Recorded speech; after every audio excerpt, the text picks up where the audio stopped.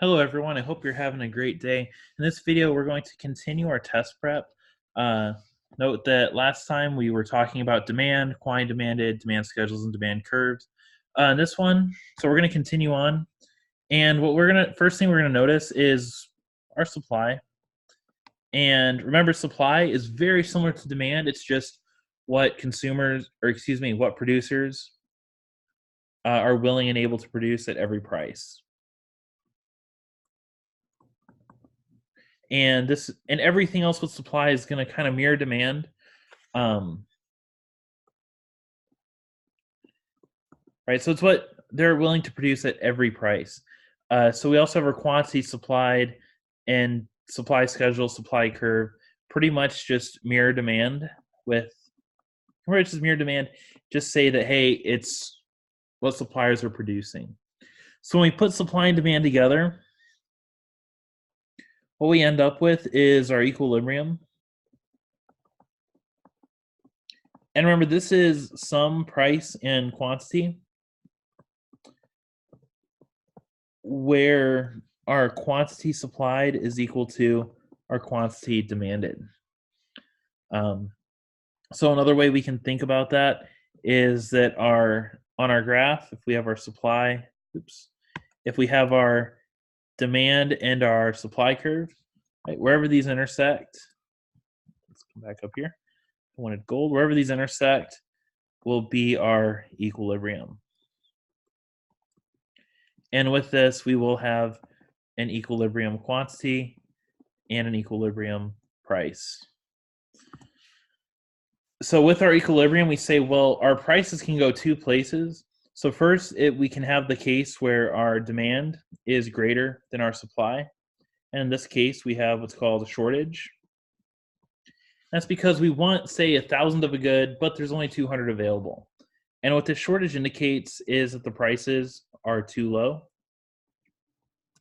The other situation we can have is if our demand is less than our quantity supplied. This means we have a surplus. So if you imagine a 100,000 seat stadium that only has 10,000 people in it, right? There's a lot of seats available, but nobody wants to go to the event at that price. So what this could indicate is that our prices are actually too high.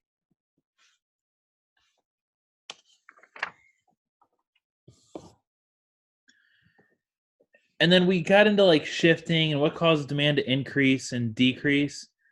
What we're gonna see happen is, so what we want to do is look over those effects for what will cause supply and demand to shift. Remember that a shift to the right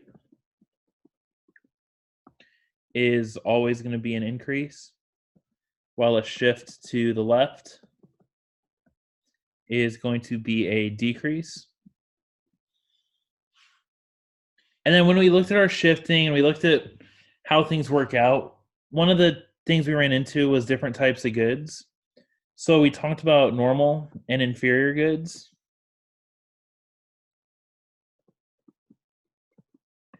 And what we saw was that a normal good is one where, as our income rises, we see that our demand will increase as well.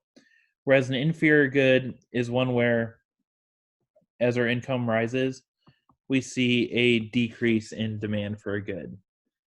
So normal goods may be things like new cars, vacations. Inferior goods might be things like used cars and textbooks.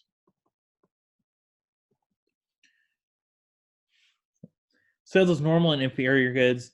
The other types of goods we saw were substitutes and complements. So a complement is goods that go well together or that often get purchased together.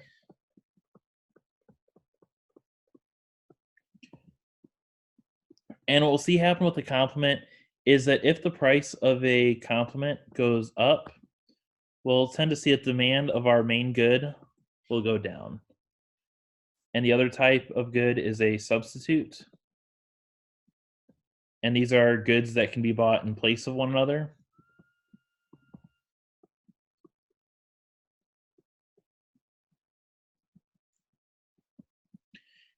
And with these goods, what we'll see happen is that if the price of a substitute increases, we'll also see the demand of the main good to increase. And for both of these, DM just stands for demand for the main good. Cool.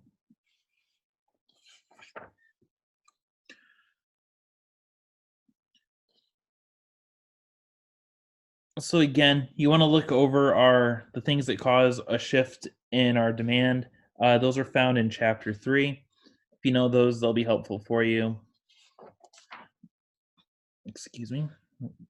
Then to finish out chapter 3, we talked about price controls. And remember, these are government regulations on prices. And with these, we had two types. The first was called a price floor. And this is a legal minimum price.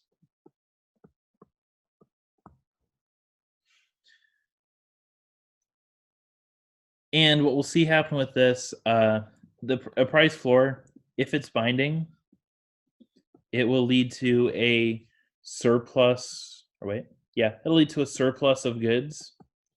That's because the price is going to be too high, and we don't want as many goods as are going to be available. The other type of control we see is a price ceiling, and this will be a legal maximum price. And this price ceiling, if it is binding, which means that it's a price ceiling is below equilibrium price, this will lead to a shortage of goods.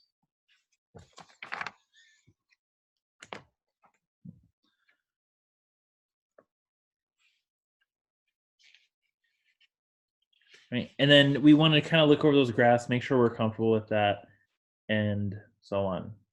Then the last little bit from chapter 3, then we'll end this video to move into chapter 4. We talked about consumer and producer surplus. So consumer surplus is going to be equal to it's going to be the area under the supply curve, or excuse me, the area under the demand curve,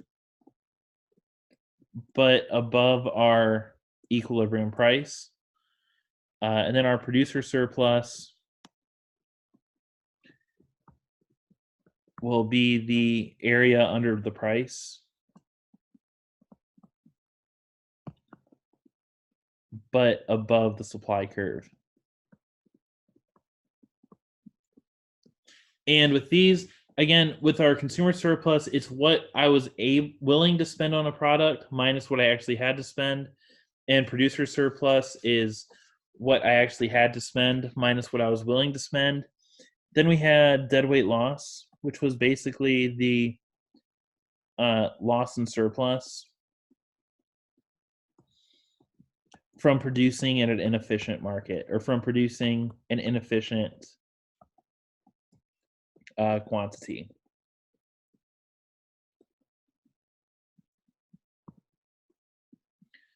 And when we put this all together, what we'd often see happen is we have our graph, right? We have demand and supply. And suppose that in this case we had an equilibrium here at $10 and 10 goods. And we decided that we want to set a binding price floor up here at $12. And at $12, we have 8 goods, and we'll say that this intersects at $8. So what we'll have come up in this case, we'll have our consumer surplus up here. Our producer surplus will be down here. And our deadweight loss will be this triangle in the middle. And if we wanted to find the area of that deadweight loss, we would do is we would take area is equal to 1/2 times base times height. So in this case, we have 1/2. The base of this triangle goes from $12 down to $8, so 12 minus 8. And the height of this triangle goes from $10 down to 8, so we have 10 minus 8. which gives us 1/2 times 4 times 2, which gives us 4. So in this case, our deadweight loss would be $4. So that's our chapter 3. Keep your eyes out for the next video, which will bring up chapter 4.